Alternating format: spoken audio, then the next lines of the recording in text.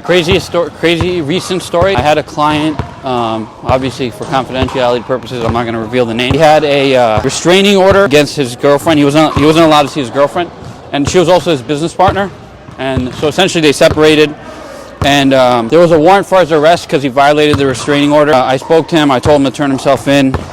He didn't turn himself in, but instead of turning himself in, he reached out to his girlfriend, ex-girlfriend, and called her, violating the restraining order. And then she told him to meet him at Chase Bank.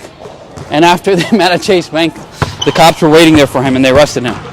So then after he got arrested, his parents spoke to me and they said, please help our son get out of jail. We don't want him to be in prison. We were waiting for the final restraining order court date.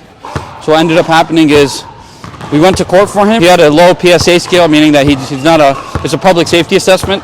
And that demonstrated that he wasn't a flight risk or a danger to the community because he was never charged with the prior. We were able to get him released. But what ended up happening is after that court hearing, when he went back in jail and he was supposed to be released in the evening, he ended up making a phone call from the jail cell. He's allowed a phone call while he's in jail. And he ended up calling his girlfriend again, which is absurd. But he did that. And then what we ended up doing is we had to go again to court. They kept him in jail through the weekend because he was supposed to be released on Friday.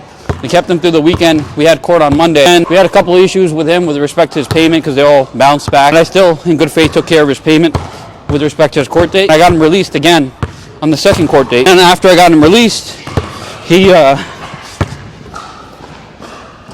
reached out to his girlfriend again, a third time, which was not the smartest thing to do. And they put out another warrant for his arrest. And then he reached out to his dad, the girl's dad, and then reached out to her again, and he was charged with bribery. And there's multiple warrants out for his arrest. And I spoke to him. I told him to turn himself in so that we could resolve this, but he didn't comply. Then he went to the FBI and various agencies to complain about the police department. And then he posted on Twitter that he's going to kill himself.